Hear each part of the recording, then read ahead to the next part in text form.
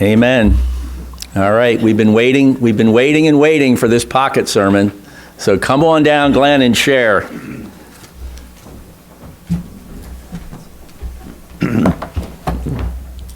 Good morning.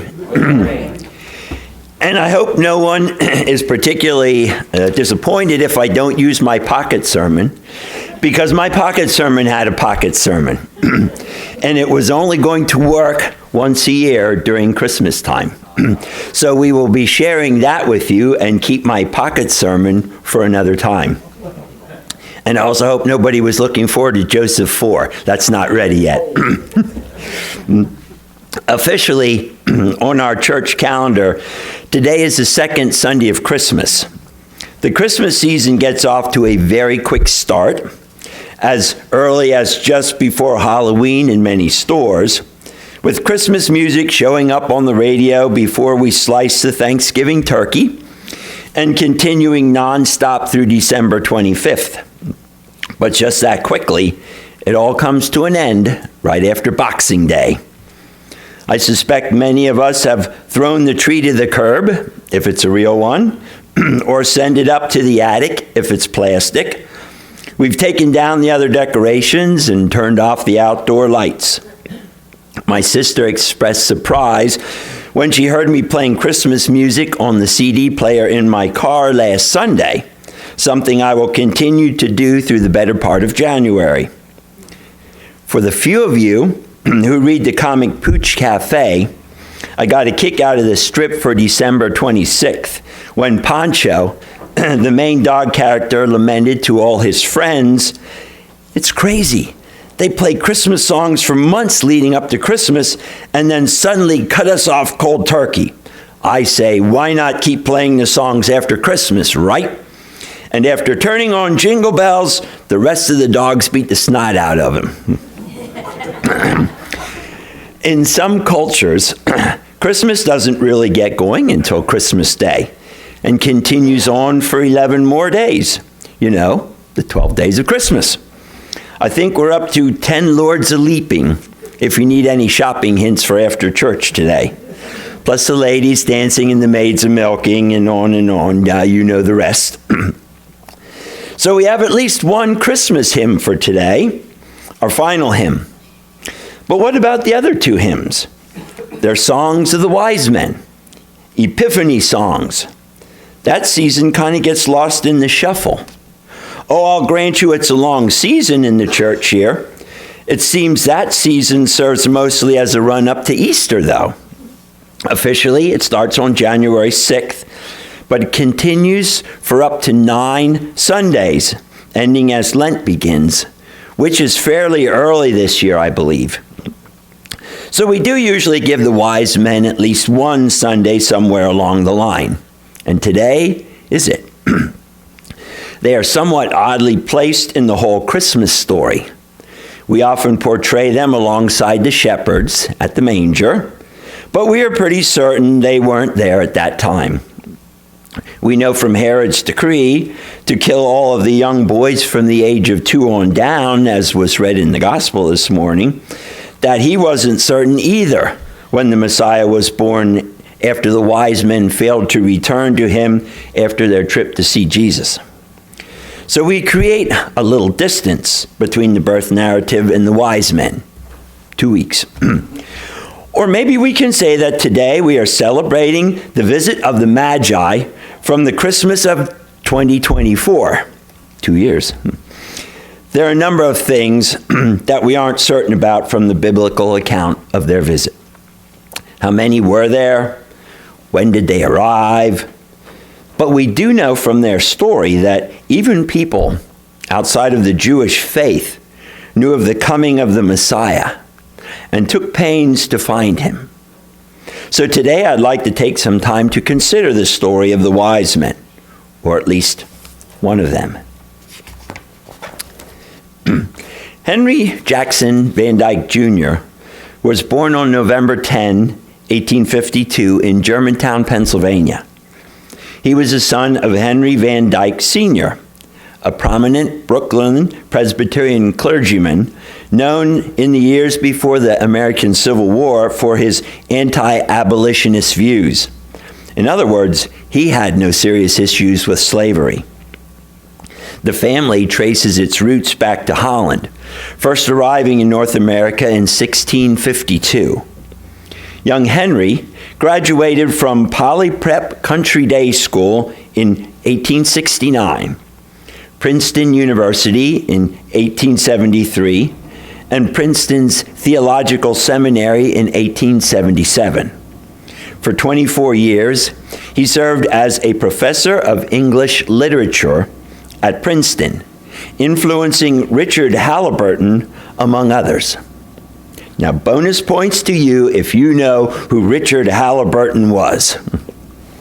But Van Dyke chaired the committee that wrote the first printed Presbyterian liturgy, the Book of Common Worship, in 1906. He lectured in Paris and was named minister to Luxembourg and the Netherlands by his friend and classmate Woodrow Wilson. Perhaps you've heard of him. Henry was a friend of Helen Keller and officiated at the funeral of Mark Twain in 1910. So why am I giving you the life story of Henry Van Dyke? Perhaps it is because he wrote the words to the hymn, "Joyful, joyful, we adore thee." But alas, we are not singing that hymn today. And interestingly enough, when I looked it up in our hymnal, the text is credited to a Linda Lee Johnson, who, as I did some further research, I don't find anything about her. And the rest of the research says Henry Van Dyke wrote the words to "Joyful, joyful, we adore thee." So I'll let you work through that one on your own. Perhaps it is because Henry's works were published in 1920 by Scribner's Sons. 16 volumes of his works were published. Or perchance because of his short story titled "The First Christmas Tree," a heartwarming holiday tale that captures the joy and wonder of Christmas season. Published in 1897, the story is centered around a family's experience with their first Christmas tree, blending festive cheer with reflections on the deeper meaning of the holiday.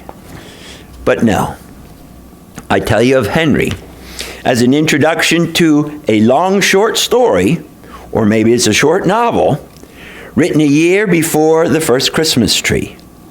Published in 1895, the story is titled "The Other Wiseman." This story is possibly the best known of Van Dyke's writings. It has been dramatized as a play several times and has been presented on television's Hallmark Hall of Fame, Kraft Television Theater with Richard Kiley in the lead role, on GE True Theater in 1960, and finally, in 1985, a television movie starring Martin Sheen as the fourth wise man. Henry Van Dyke said of his story, "I do not know where this little story came from. Out of the air, perhaps. One thing is certain, it is not written in any other book, nor is it to be found among the ancient lore of the East. And yet I have never felt as if it were my own. It was a gift, and it seemed to me as if I knew the giver. This morning I would like to share with you my slightly shortened and adapted for the Sunday morning pulpit sharing of the story of the Other Wise Man." Pardon me as I get into character. "Who seeks for heaven alone to save his soul, may keep the path but will not reach the goal. While he who walks in love may wander far, yet God will bring him where the blessed are." Good day and good morning to all of you. I have come to share a story with you this morning during your season of Epiphany. You know the story of the three wise men, how they traveled from far away to offer their gifts at the manger cradle in Bethlehem. But have you heard the story of the other wise man, who also saw the star in its rising and set out to follow it, yet did not arrive with his brethren in the presence of the young child Jesus? Well, I am that man. So again, greetings to you again from a world far away. Allow me to introduce myself. My name is Artaban. When this story unfolded, I was a tall man of about 40 years of age. I was a magi. My time was about 2 centuries ago. What is a magi, you may ask? Well, your word magician comes from it, but we were much different than your magicians. You more often refer to us as wise men or perhaps kings. We were seekers of knowledge. We dabbled in the sciences.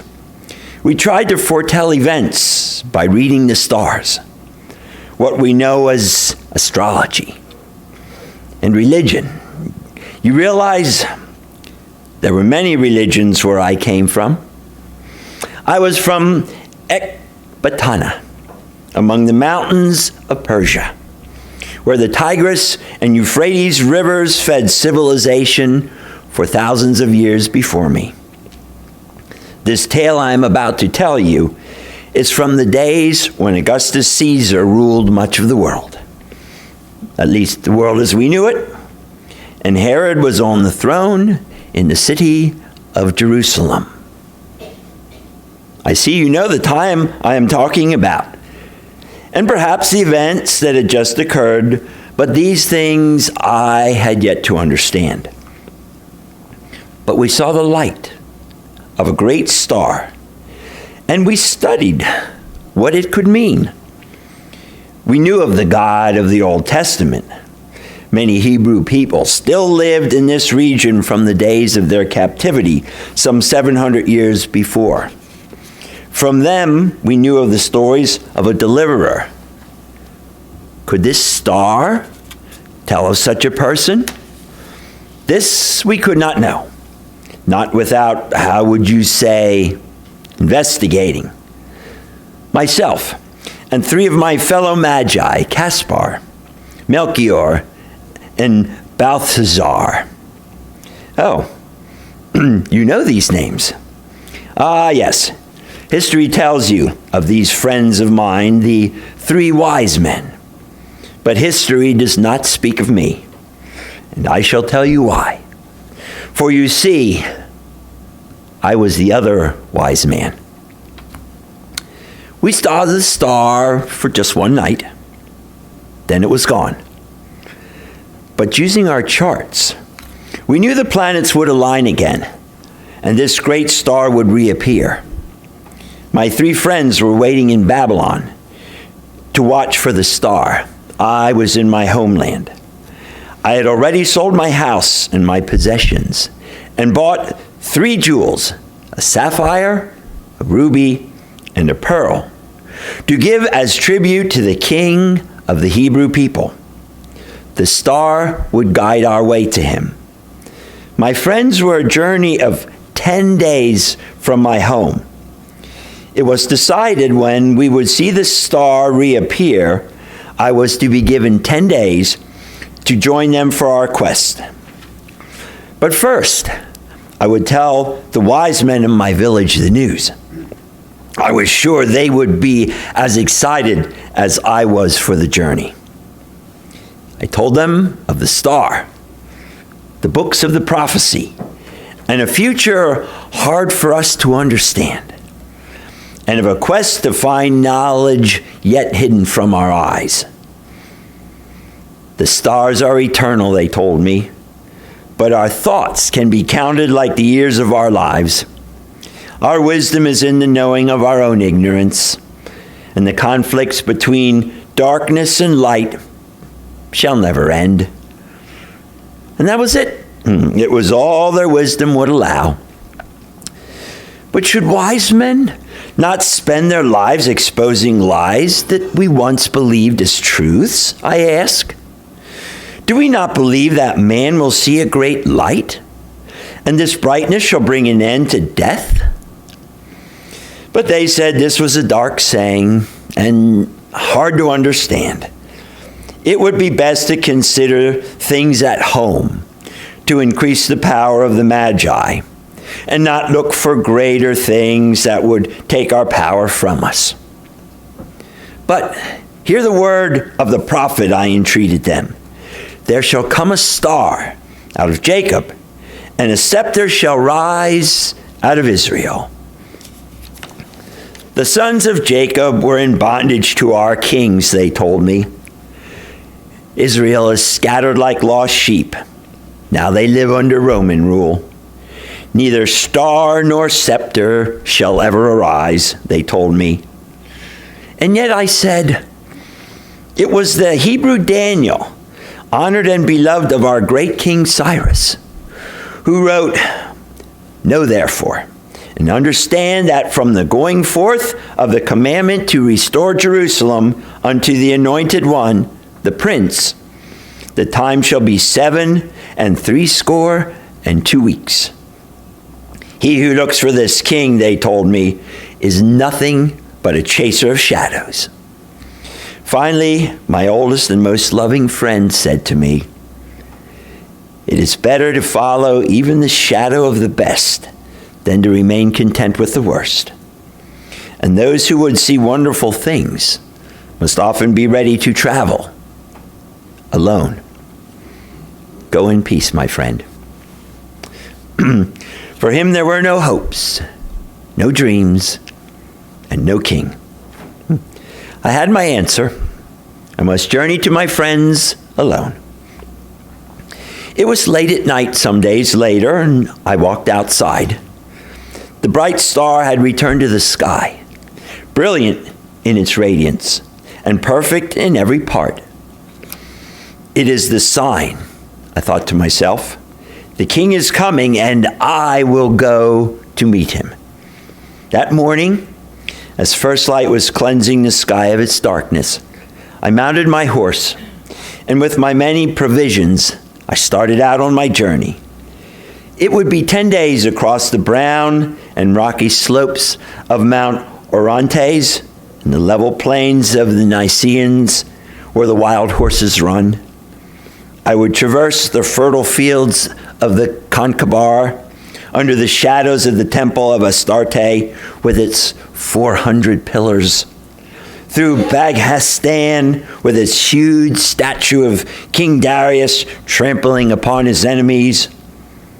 I traveled down the windswept mountains, the passes, and across the fields of oak, vine, and fig trees. On the 10th day, I finally crossed the Tigris and Euphrates river valleys and passed by Babylon itself. Just a few more hours, and I would reach the Temple of the Seven Spheres and rendezvous point with my friends. But just at that time, my horse began to sense something in the murky darkness of the twilight. It was a dark object on the ground. I dismounted. It was the form of a man. I could make out that much. A poor Hebrew exile, that I could also see. Ill from the autumn fever, no doubt, and cold as death to the touch. Nothing could be done for him now. He was no more than food for the vultures. Yet, as I returned to remount my horse, a sigh passed through his lips, and his hand grasped my tunic.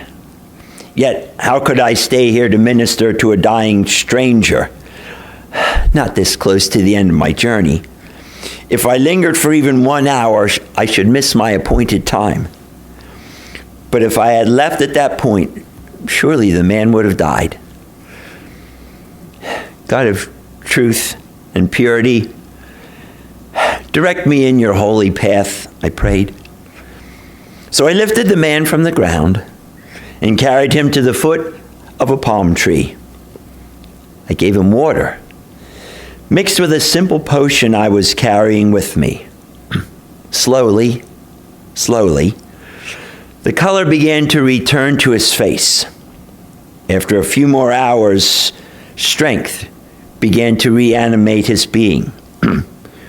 "Who are you who has brought me back to life?" he asked. "I am Artaban, the Magi," I answered him. "I journey to Jerusalem to seek a deliverer, the King of the Jews.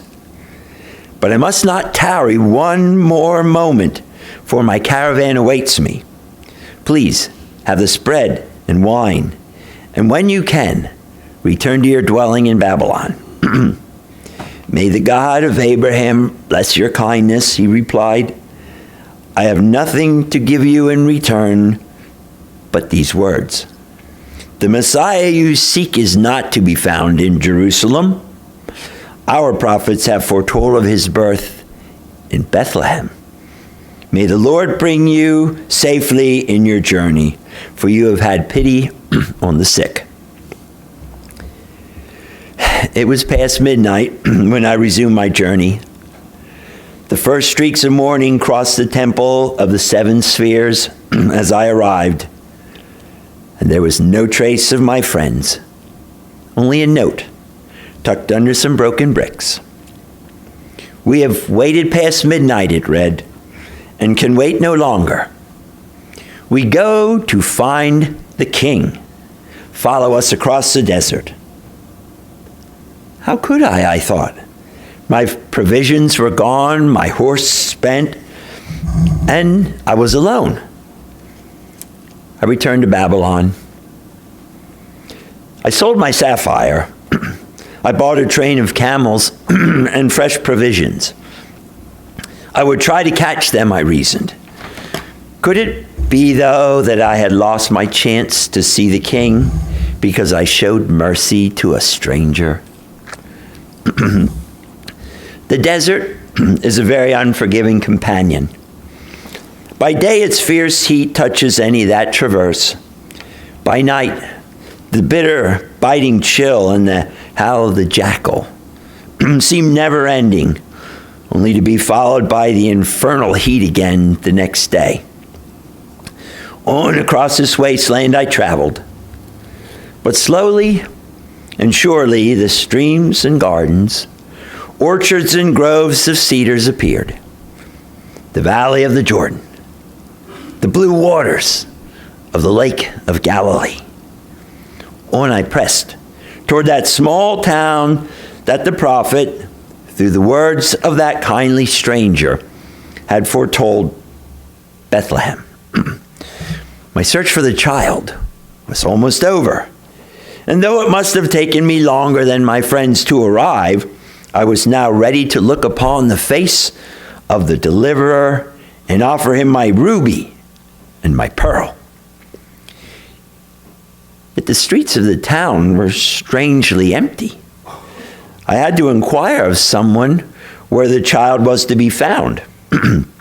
It was then I heard a voice, as of a mother singing to her baby. I entered the house where I heard the song.